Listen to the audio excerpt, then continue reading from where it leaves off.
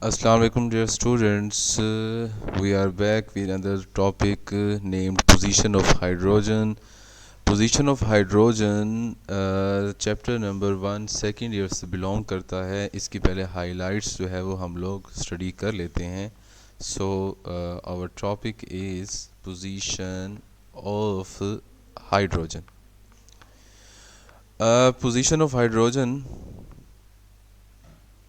In the periodic table हमने discuss करना है और एक तरह से ये defect of modern periodic table भी कहा जाता है. इसे defect of modern periodic table.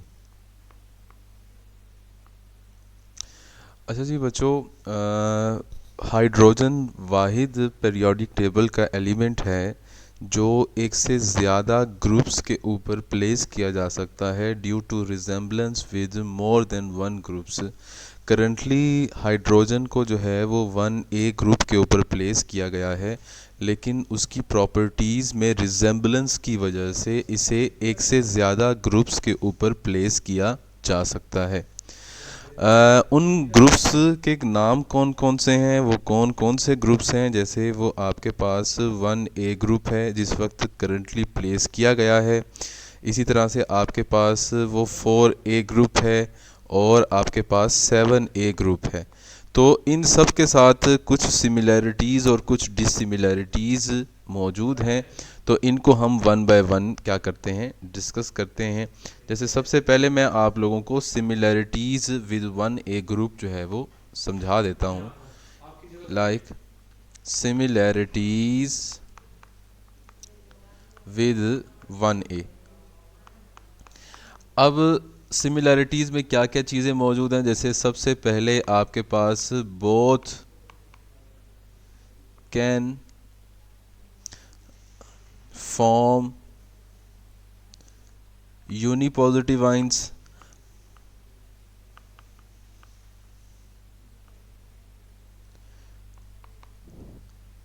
इसी तरह से दोनों के दोनों आपके पास क्या कर सकते हैं, both have one valence electron. दोनों के हाइड्रोजन और 1A ग्रुप्स में दोनों के वैलेंस इलेक्ट्रॉन्स की तादाद एक है. ठीक है जी. इसी तरह से आपके पास है बोथ कैन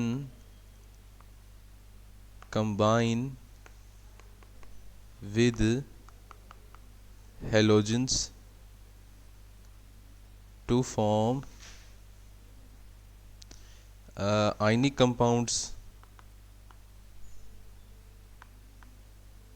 ठीक है, आयनिक ना भी हो तो आपके पास एक्सट्रीमली पोलर कंपाउंड्स की फॉर्मेशन करते हैं.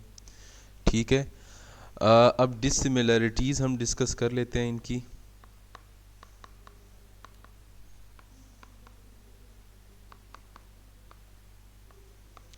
देखें, सबसे पहले हमारे पास है, एक तरफ हम हाइड्रोजन की बात करेंगे, एक तरफ हम 1A ग्रुप के बारे में बात करेंगे. देखें, हाइड्रोजन एक इलेक्ट्रॉन को गेन भी कर सकता है. It can gain electron. और इलेक्ट्रॉन गेन करने के बाद ये क्या बनाता है, आपके पास H नेगेटिव आयन बनाता है. ये प्रॉपर्टी नहीं शो करते. 1A group members can not show this property. इसके अलावा आपके पास अगर हम बात करें, हाइड्रोजन H2 की फॉर्म में, मॉलिक्यूलर फॉर्म में एग्जिस्ट कर सकता है, ये नहीं कर सकते. अगर फर्दर हम किसी प्रॉपर्टी की जो है वो बात करें तो आपके पास ये बेसिक डिससिमिलैरिटीज़ हैं. फर्दर मोर है तो वो मैं आपको साथ के साथ जो है वो गाइड अप करता हूँ. इसी तरह से हमारे पास नेक्स्ट अगर बात की जाए तो हम बात करते हैं 4A ग्रुप मेंबर्स के बारे में. 4A group member. अब पहले हम सिमिलैरिटीज़ डिस्कस कर लेते हैं. तो अब आपके पास 4A ग्रुप मेंबर्स का मतलब ये है कि टोटल इलेक्ट्रॉन्स आखिरी शेल में हैं आपके पास 4, तो 4 हैं आपके पास और 4 मज़ीद चाहिए, यानी कि आपके पास 50% फिल्ड है ये। इसी तरह से हाइड्रोजन के केस में आपके पास एक में से दो में से एक इलेक्ट्रॉन मौजूद होता है, ये भी 50% फिल्ड है।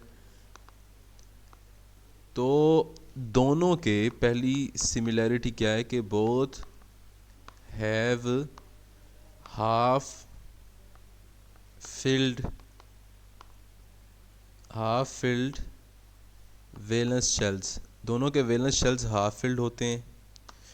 दोनों सेम रिड्यूसिंग प्रॉपर्टीज़ शो करते हैं। वो इक्वेशंस में आप लोगों को जो है वो दिखा दूंगा अभी।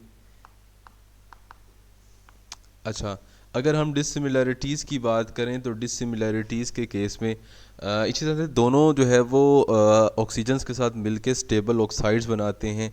ये भी आपके पास इनकी सिमिलैरिटी कह सकते हैं हम इन्हें।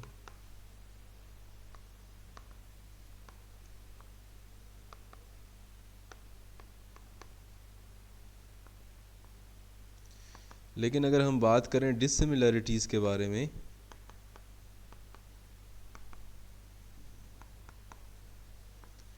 तो डिसिमिलैरिटी में हम सबसे पहले बात करते हैं, जैसे कार्बन और सिलिकॉन जो है वो कैटिनेशन कर सकते हैं, लेकिन हाइड्रोजन ये प्रॉपर्टी शो नहीं कर सकता।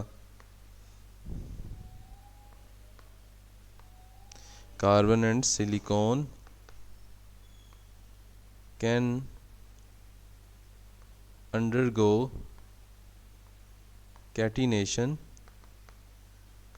लेकिन हाइड्रोजन ये प्रॉपर्टी शो नहीं कर सकता। while hydrogen cannot do so।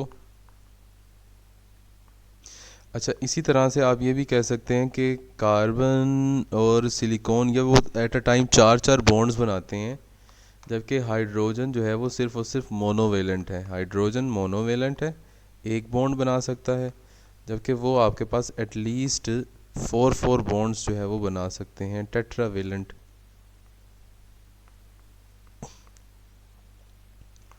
अच्छा, इनकी सिमिलैरिटी में हम ये भी कह सकते हैं कि दोनों के दोनों आपके पास इनकी डिसिमिलैरिटी 1A और हाइड्रोजन की डिसिमिलैरिटी में हम ये भी कह सकते हैं कि हाइड्रोजन जो है वो नॉन मेटल है,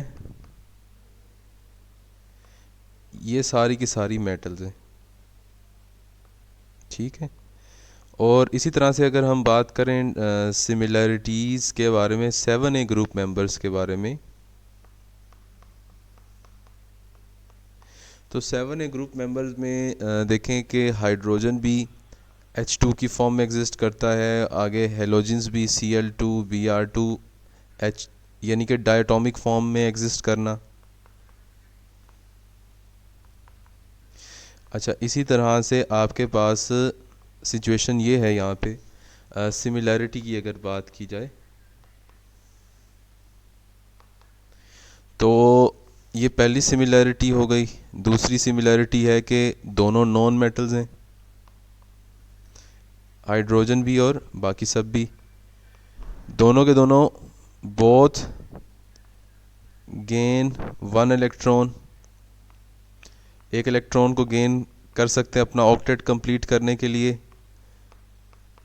both form uni negative ion, दोनों के दोनों यूनी नेगेटिव आइंस फॉर्म करते हैं, H negative, Cl negative, Br negative जैसे। अब डिसिमिलैरिटी, अच्छा इसी तरह से हम यूँ भी कह सकते हैं कि both can combine with metals, come metals के साथ कंबाइन कर सकते हैं।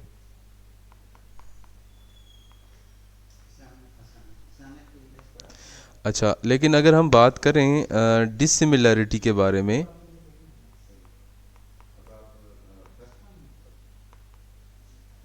तो डिसिमिलैरिटीज़ में आपके पास सबसे जो मेजर चीज़ें हैं वो आप कह सकते हैं कि हाइड्रोजन इलेक्ट्रॉन को गेन भी कर सकता है H प्लस बना सकता है। हेलोजेंस ये प्रॉपर्टी शो नहीं करते। इसी तरह से हाइड्रोजन ऑक्सीजन के साथ मिलके एक स्टेबल कंपाउंड बनाता है H2O।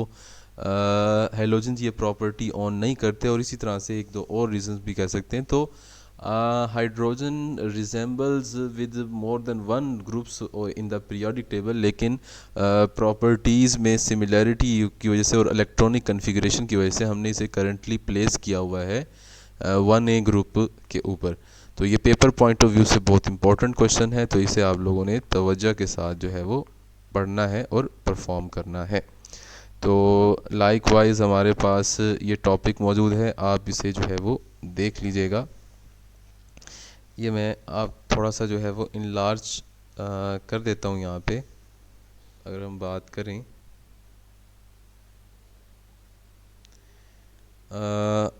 रिड्यूसिंग प्रॉपर्टीज़ की हम बात कर रहे थे, वो दोनों इक्वेशंस जो है वो यहाँ मौजूद हैं। जैसे कॉपर जो है वो ऑक्सीजन को लूज़ करेगा तो आपके पास ख़ुद रिड्यूस हो जाएगा। उसे रिड्यूस करने वाला H2 है यहाँ पे, वो जो H2O बना देगा और कॉपर अलग।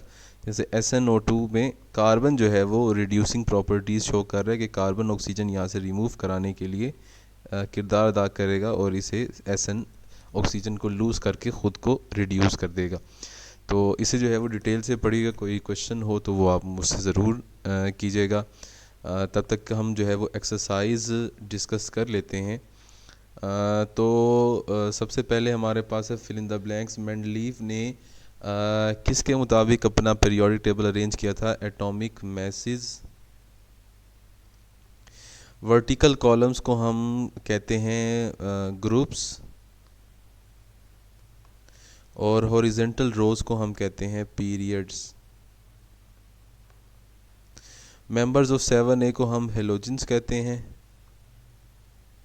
और अल्कली मेटल्स जो है वो आपके पास 7A से बिलोंग करते हैं।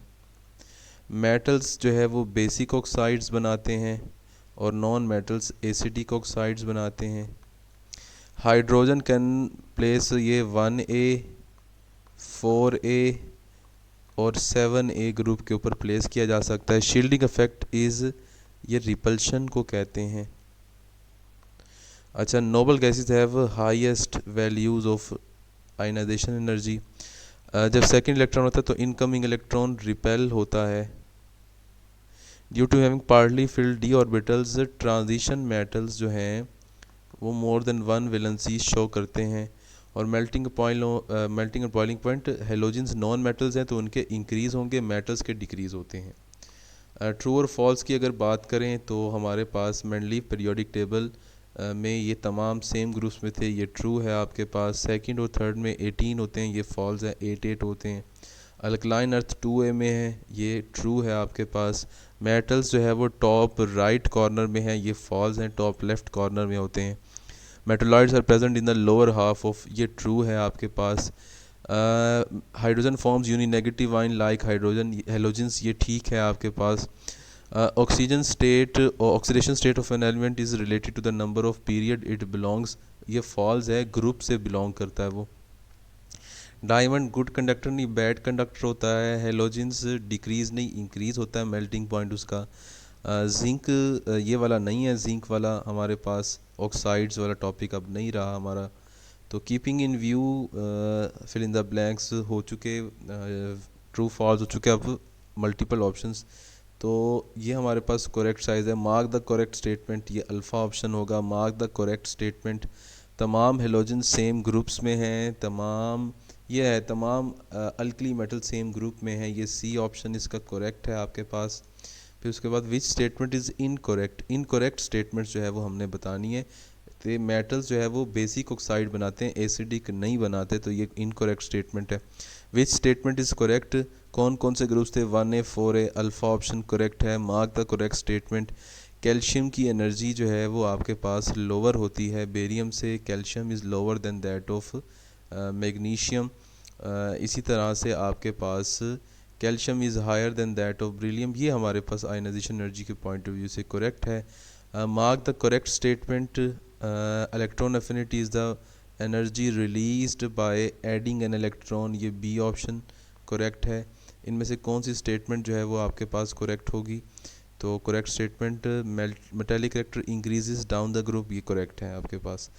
Mark the correct statement metallic character melting point of halogens increases down the group, ये आपके पास बी ऑप्शन। उसके बाद मार्क द करेक्ट स्टेटमेंट है कोवेलेंट, ये हेलाइट से रिलेटेड है, ये आप छोड़ दीजिएगा।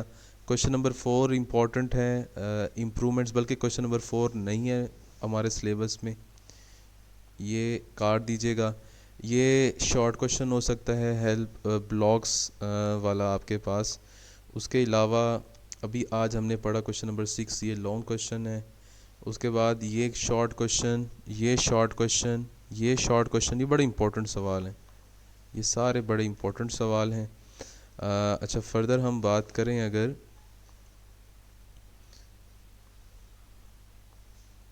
फर्दर अगर बात की जाए मेटेलिक करेक्टर वाला क्वेश्चन बड़ा इंपॉर्टेंट है हमारे लिए, इसे ज़रूर कीजिएगा। ये सारी चीज़ें मैं आप लोगों को ड्यूरिंग टॉपिक्स भी बता चुका हूँ।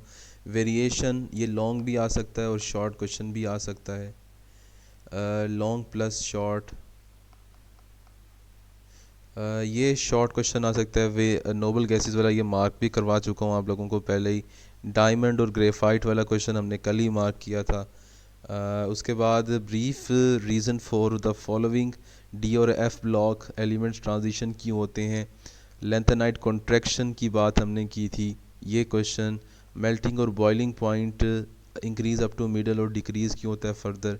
फिर इसी तरह से हमारे पास ऑक्सीडेशन स्टेट ग्रुप में कांस्टेंट है, लेकिन पीरियड में जो है वो वेरी करता है, क्योंकि oxidation state depends upon number of valence electrons, और वैलेंस इलेक्ट्रॉन आपके पास पीरियड्स में तब्दील होते हैं, जबकि ग्रुप्स में उनकी तादाद एक जैसी रहती है।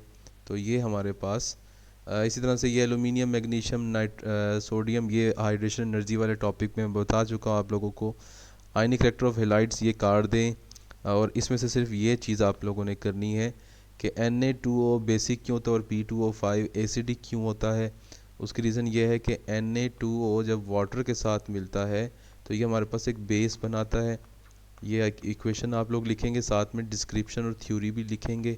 और इसी तरह से P2O5 जब वाटर के साथ मिलता है तो ये हमारे पास एसिड बनाता है, ये मेटाफॉस्फोरिक एसिड है। तो ये दोनों क्वेश्चंस आप लोगों ने, ये सारे सवाल आप लोगों ने जो है वो लाजमी करने हैं पेपर पॉइंट ऑफ व्यू से। ये सारे सवाल जो है वो बहुत ज़्यादा इम्पॉर्टेंट हैं। मज़ीद जो डिस्कशंस हैं वो हमारी कंटिन्यू रहेंगी। किसी भी किस्म का कोई सवाल हो आप लोगों ने वो मुझसे पूछ लेना है।